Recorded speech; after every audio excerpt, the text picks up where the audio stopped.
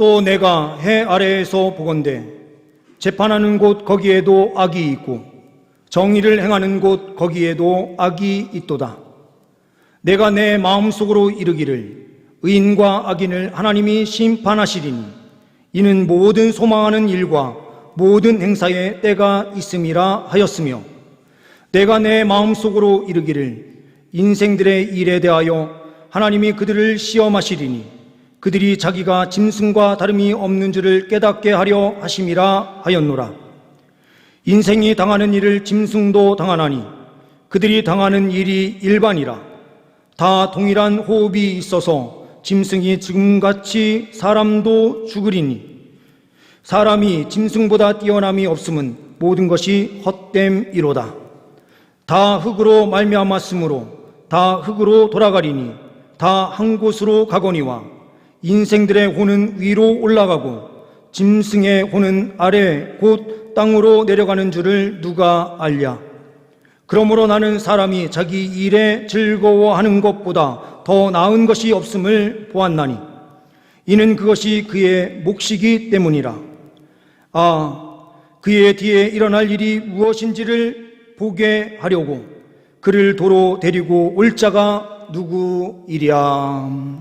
아멘.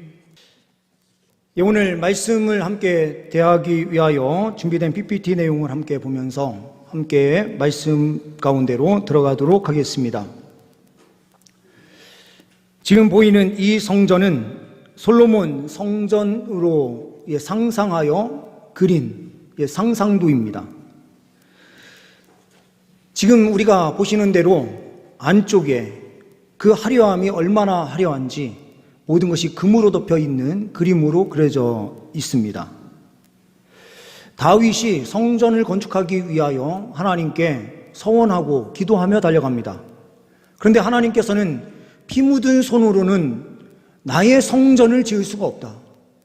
피 묻지 않은 손으로 사람에게 살상을 했었던 그 손으로 성전을 건축하지 말고 거룩한 손으로 건축하도록 하라라고 하는 명령을 내리시면서 솔로몬, 다윗의 그 다음 때에 성전을 건축하게 하십니다.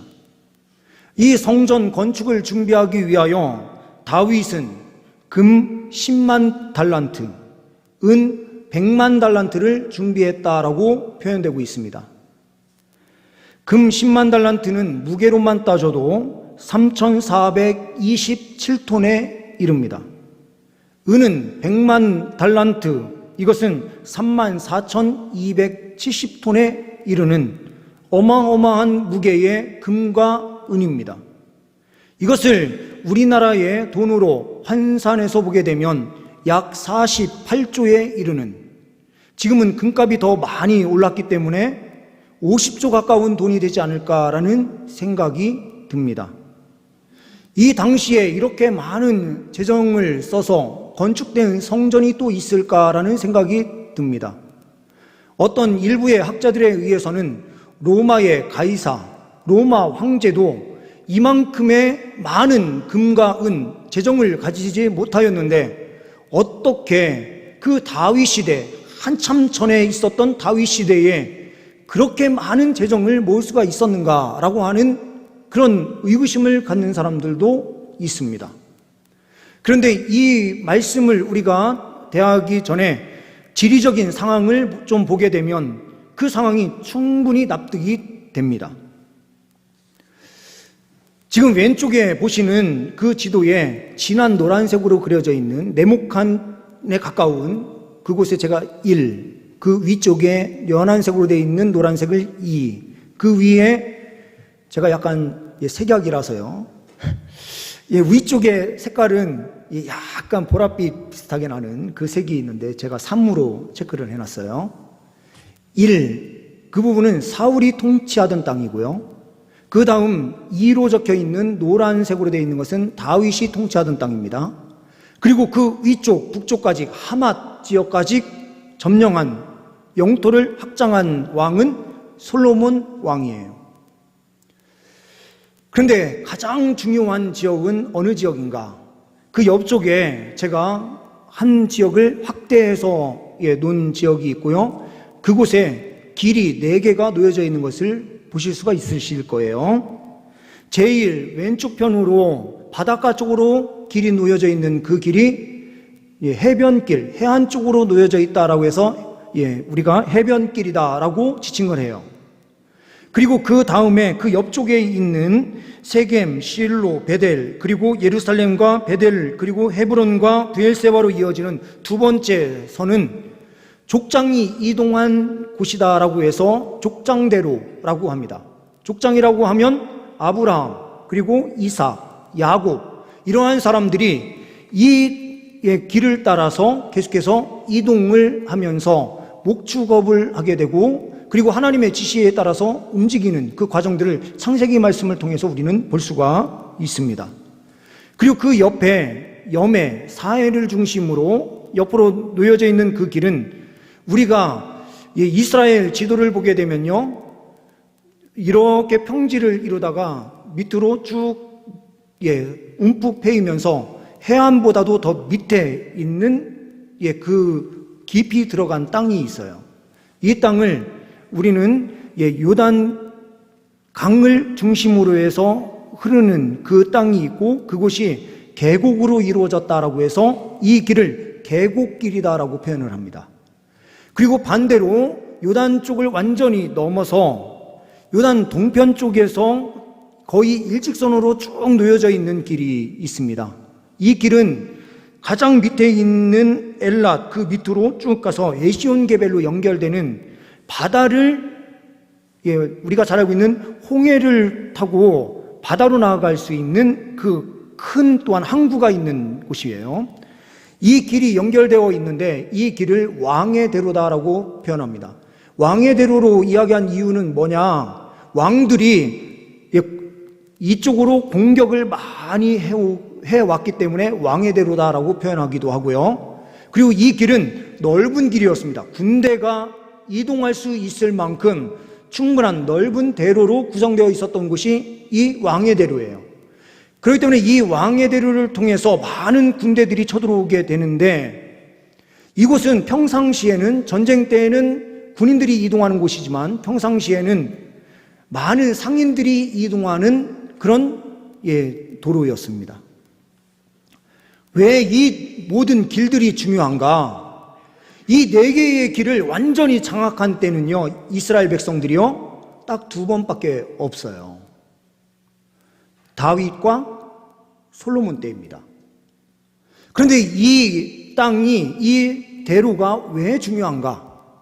우리가 잘 알고 있는 대로요, 남쪽으로는 어떤 지역이 있죠? 아프리카, 애국, 그 아프리카 쪽으로 연결되는 땅이에요. 그리고 위쪽으로는 유럽으로 통하는 거죠. 소아시아 지역으로도 통하고요. 그러면서 그 동쪽으로 쭉 가게 되면 우리가 잘 알고 있는 인도, 그리고 중국, 이쪽으로 쭉 연결될 수 있는 실크로드도 그쪽으로 연결되는 길이기도 하죠. 이 길이 중요한 이유는 바로 무역이 왕성하게 이루어지게 되는데, 무역을 하는 그곳에 모든 것을 장악하고 있다라고 한다면 엄청난 부를 축적할 수 있었던 것입니다. 문명과 문명의 이동이었어요. 이 가운데 엄청난 돈이 왔다 갔다 하는 땅이어서 이곳을 정복을 하느냐 하지 못하느냐에 따라서 경제력 차이가 어마하게 차이 나는 거예요. 그러니 다윗 시대부터 이 지역을 완전히 틀어막아서 자기의 소유로 삼고 있었기에 엄청난 부를 축적할 수 있었던 것입니다. 그리고 대를 이어서 솔로몬이 이곳을 완전히 장악하고 영토를 더 확장함으로써 하나님께서 주신 엄청난 부를 누리게 될 것이죠. 그런데 우리는 잘 알고 있지만 솔로몬이 더 큰 경제력을 가질 수 있었던 이유는 무엇입니까? 하나님께서 그에게 지혜를 주셨기 때문이에요. 세상이 줄 수 없는, 세상 사람들 그 어떠한 사람들도 같이 이야기해서 그를 지식적으로 더 정복할 수 없을 만큼 이 솔로몬 왕은 엄청난 지식을 가지고 있었습니다. 이 대로를 완전히 장악하고 있으면 모든 곳의 정보가 이쪽으로 다 통하는 거예요. 지금은 인터넷을 통해서 정보가 왔다 갔다 하니까 전 세계의 모든 정보가 쉽게 오고 가잖아요. 이 당시에는 사람이 직접 움직여 가야 되기 때문에 많은 정보들이 이 예루살렘, 이스라엘 땅을 거쳐갈 수밖에 없었던 것입니다. 그 모든 정보를 통해서 최고의 지식을 습득한 사람이 솔로몬이에요. 그런데 이 솔로몬이 세계의 지식, 모든 사람보다 뛰어난 지식을 가지고 있었던 솔로몬이 오늘 전도서를 기록하면서 뭐라고 말을 하고 있습니까? 이 전도서의 기록의 내용은 단순한 한 사람의 기록이 아니라 그 시대의 최고의 지식가, 그리고 하나님으로부터 가장 큰 은총을 누린 사람이 쓰는 내용이에요. 그렇다고 한다면 우리는 최고의 세계적인 지식가가 쓴 그 내용, 지혜자가 쓴 내용을 우리가 접한다라고 한다면 우리는 이 가운데서 많은 생각을 다시 하게 되고 하나님의 뜻이 무엇인가 우리는 이 말씀을 통하여 묵상할 수 있게 되는 것입니다. 솔로몬은 모든 것은 헛되고 헛되며 헛되다라고 이야기를 했는데 그 헛됨을 이야기하는 것은 이 세상의 삶이 모든 것이 헛되니 다 버려버려라 라고 하기 위하여 이 말씀을 기록하는 것이 아닙니다. 이 세상의 것은 다 헛되고 헛된데 창조주 하나님을 기억하고 창조주 하나님을 섬기며 나아가는 것이 우리가 진정으로 살 길이고 복된 인생길을 걸어가는 것이다 라고 우리에게 선포해 주는 것입니다. 그러므로 우리는 이 말씀을 통하여 하나님께서 주신 삶, 이 삶을 어떻게 살아가야 되는지 오늘 말씀을 통하여 함께 보도록 하겠습니다. 첫 번째로는 하나님의 눈을 의식하며 살아야 합니다. 16절 말씀을 보게 되면 이렇게 말씀합니다. 또 내가 해 아래에서 보건대 재판하는 곳 거기에도 악이 있고 정의를 행하는 곳 거기에도 악이 있도다. 가장 정의로운 장소가 어디여야 됩니까?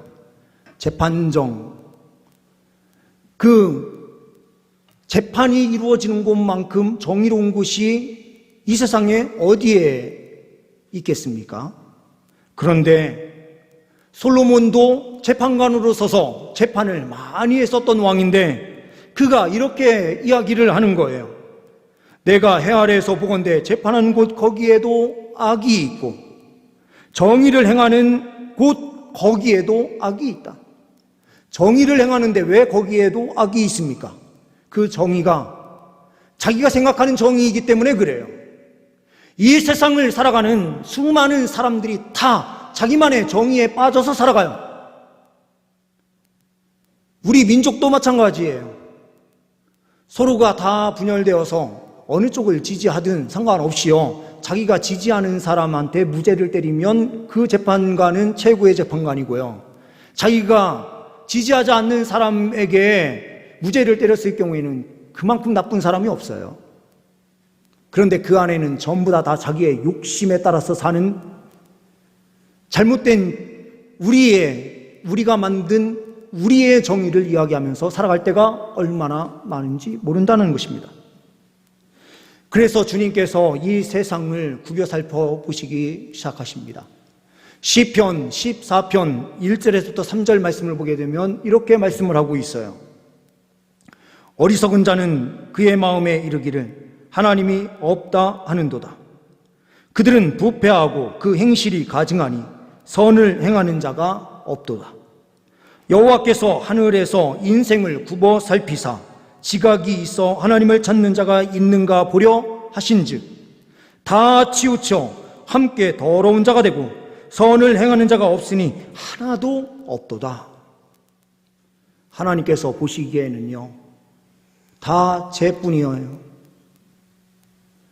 우리도요, 서로 내가 옳다라고 말하면서 살아가지만 우리는요, 다 아까운데 거하고 철저하게 자기중심적 자기 사고로 살아가요.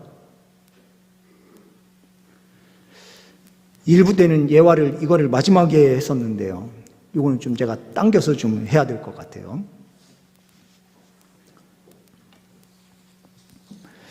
한 목사님이 이제 꿈에서요, 이제 죽어서 천국 앞에 이르렀습니다. 그런데 베드로가 배웅을 나온 거예요. 베드로가 배웅을 딱 나오는 그 순간 총알택시 운전기사 분도 함께 죽어서 오신 거예요. 그런데 베드로가 이 총알택시 운전기사는 천국으로, 목사는 지옥으로 이렇게 이야기하는 거예요. 그래서 목사님이 이게 반문을 합니다. 아니, 저는 일평생 복음을 위해서 말씀을 증거하고 그렇게 살아왔는데 왜 저는 지옥입니까? 그랬더니 베드로가 이렇게 답변을 합니다. 목사님은 설교 시간에 모든 성도를 졸게 했기 때문에 지옥이요, 총알택시 운전기사는 그 총알택시를 타는 순간 두려워서 하나님 살려주세요 기도하게 했으니 그 총알택시 기사는 천국이요, 이렇게 이야기를 했다는 거예요. 제가 이런 이야기는 굉장히 싫어하긴 하는데요. 제가 천국 가느냐 지옥 가느냐는 누구한테 결정되어 있느냐 잘 생각해 주시고, 예수 그리스도를 믿는 하나님의 사람들은요, 철저하게 하나님 앞에서를 인식해요. 세상이 제약되죠. 재판정이든 어디든 정의롭다라고 하는 그곳이 정의롭지 않은 그곳이 곧 악으로 가득한 세상인데요, 하나님의 사람들은 그 정의롭지 못한 세상 한가운데서도 사람을 보면서 치우친 생활을 하는 것이 아니라 하나님 앞에서를 인식하고 하나님 뜻대로 살고자 힘쓰는 사람이 하나님의 사람이에요.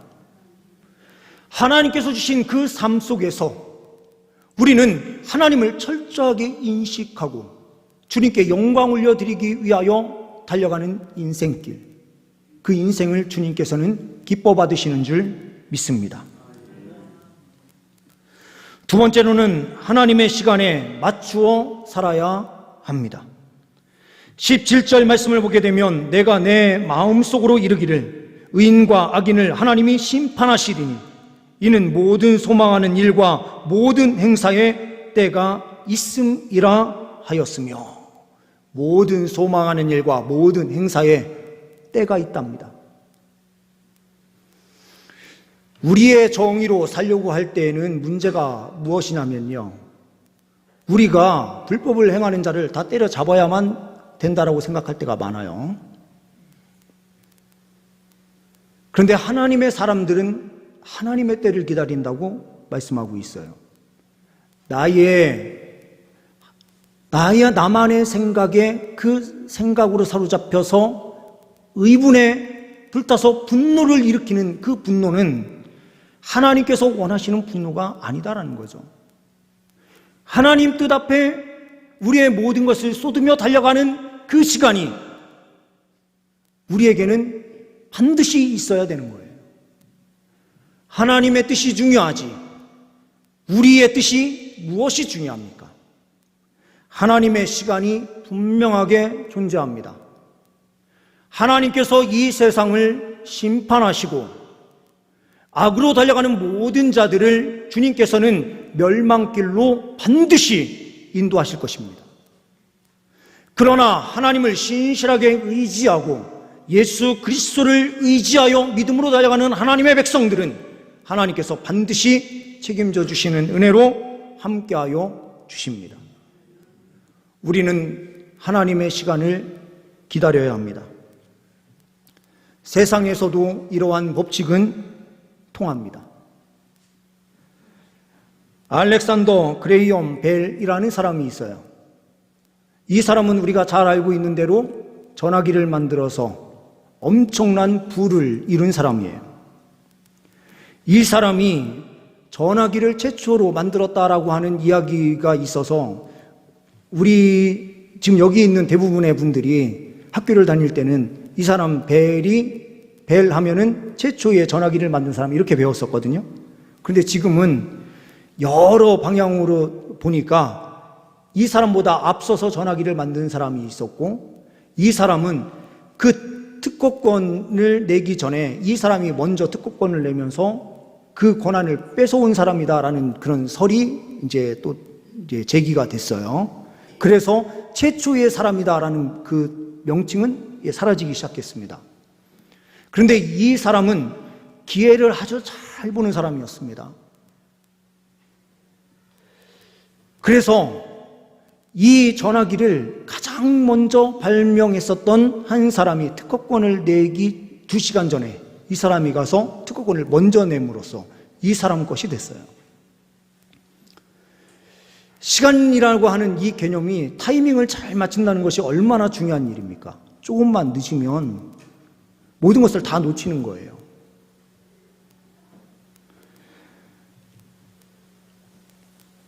그렇다고 한다면 이것을 우리의 영적인 부분에서 적용을 시켜 보십시오. 우리가 때를 놓치면 어떻게 됩니까? 하나님의 시간, 하나님의 때를 정확하게 볼 수 있는 영적인 눈이 우리에게 필요하고, 그때에 하나님 말씀 앞에 정확한 때에 엎드릴 수 있는 은혜가 하나님의 그 은혜의 복, 가장 큰 복을 누리는 그 순간이 되는 것입니다. 우리 모든 성도님들, 주님께서 영적인 눈을 열어주셔서 하나님의 시간에, 하나님의 때에 온전히 순종하며 달려가시는 귀한 은혜의 백성들 다 되시기를 간절히 소망합니다. 세 번째로는 천국을 소망하는 삶을 살아야 합니다. 19절 말씀을 보게 되면 이렇게 말씀합니다. 인생이 당하는 일을 짐승도 당하나니 그들이 당하는 일이 일반이라. 다 동일한 호흡이 있어서 짐승이 죽음같이 사람도 죽으니 사람이 짐승보다 뛰어남이 없음은 모든 것이 헛됨이로다. 우리는 사람이 특별한 존재로 우리가 생각을 하는데 지금 성경은 뭐라고 이야기하고 있습니까?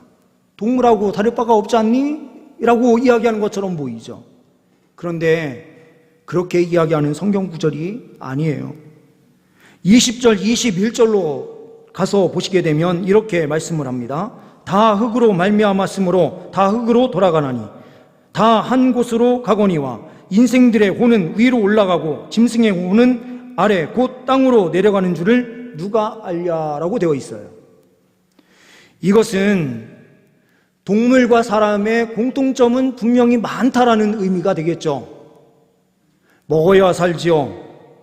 그리고요, 숨을 쉬어야 되고요. 그리고 이 세상에서 무엇인가 생각하고 행동하는 것처럼 보이는 일정 부분의 지식을 동물들도 가지고 있는 것처럼 보여요. 이러한 부분에서는 공통점을 가지고 있어요, 짐승과. 그런데 궁극적으로 달라지는 한 부분이 있게 되는데 그 부분은 어디입니까? 바로 사람의 혼은 어디로 갑니까? 위로 가요. 그러면 짐승의 혼은 어디로요? 아래 곧 땅으로 내려가는 줄을 누가 알랴라는 표현을 써요. 이것은 동물이 영혼을 가지고 있다는 뜻이 아닙니다.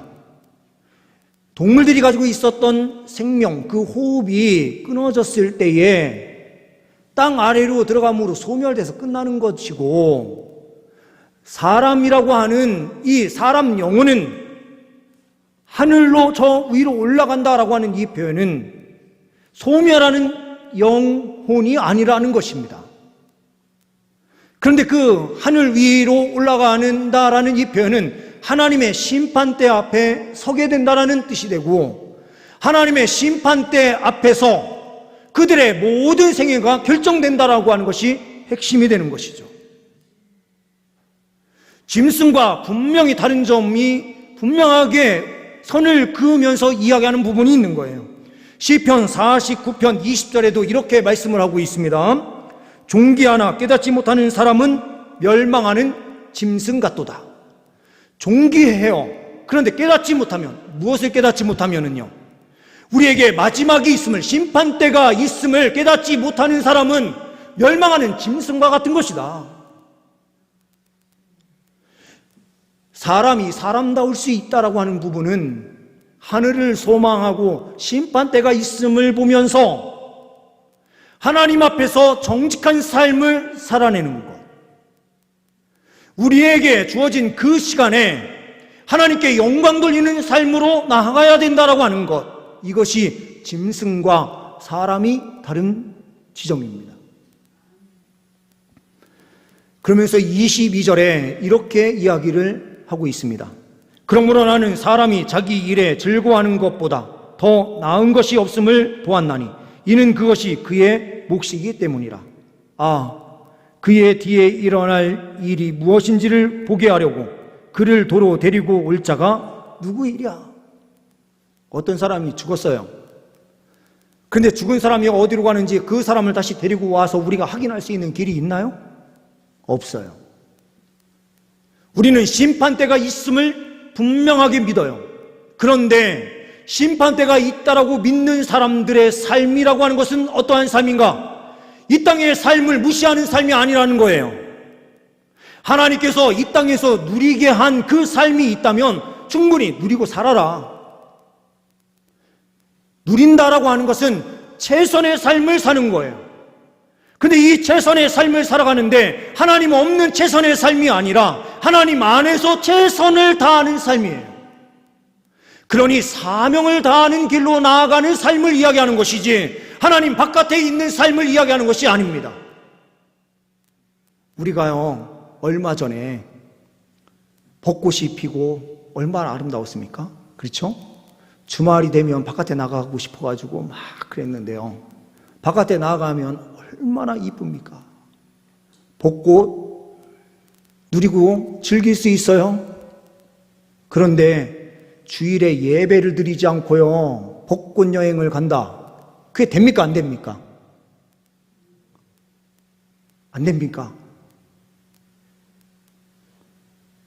하나님 바깥에서 행하는 것은 그것은 방종입니다. 하나님 안에서 즐기고 누리는 것이죠. 주일날 예배를 드리고도 충분히 가서 볼 수 있는 그것을 왜 주일 예배를 꼭 빼먹고 가셔서 그런 아름다움을 보아야 되냐 이거죠. 이 땅의 삶에서도요, 우리가 마지막이 있음을 인식한다라고 한다면 이 땅의 삶을 충실하게 살아가야 돼요. 충실하게 사는 삶, 그 삶은 하나님 바깥에 있는 것이 아니라 하나님 안에서 행하는 삶이에요. 제가 금요 기도회 땐가 한번 이 말씀도 드린 적이 있어요. 김동호 목사님께서 말씀을 하시는데 자기 경험을 한번 이야기하시더라고요.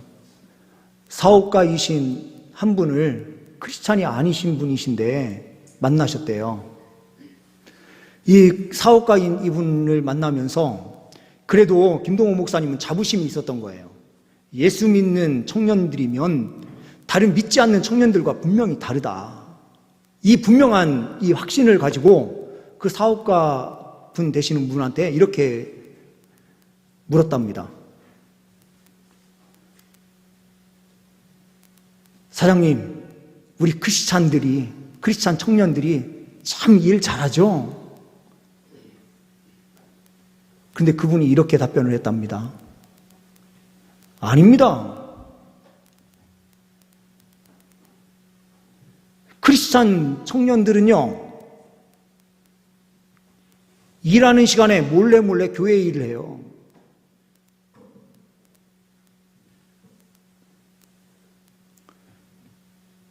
교회 일을 하는 것이, 직장에서 교회 일을 하는 것이 하나님의 영광을 위한 길이라고 생각하십니까?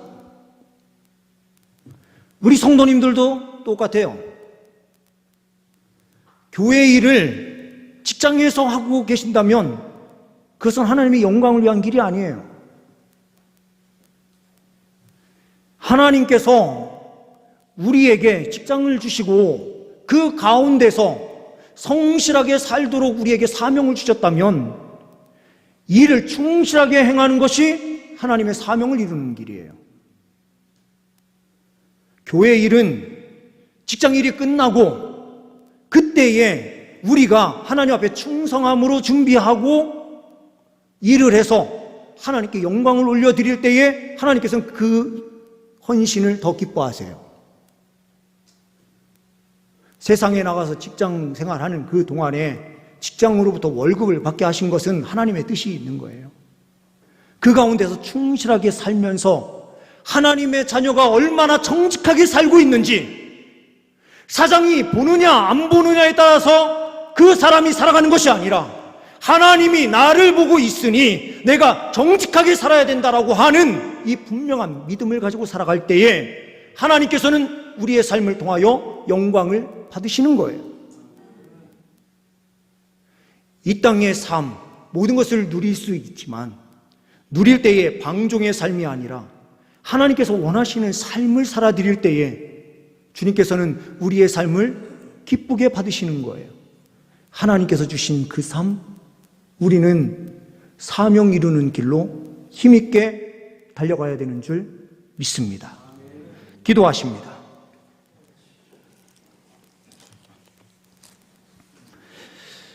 하나님 아버지 감사합니다.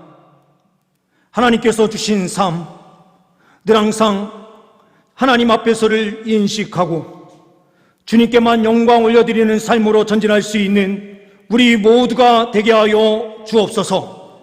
하나님의 시간, 그 시간을 기다리며 인내함으로 믿음으로 달려갈 수 있는 우리 모두 되게 하여 주옵시고, 천국을 소망하는 삶, 그 삶을 살되 이 땅의 삶 속에서 충실한 삶을 살아내어 주님께 영광 올려드리는 우리 모두가 되게 하여 주옵소서. 우리 주 예수 그리스도의 이름으로 기도하옵나이다. 아멘.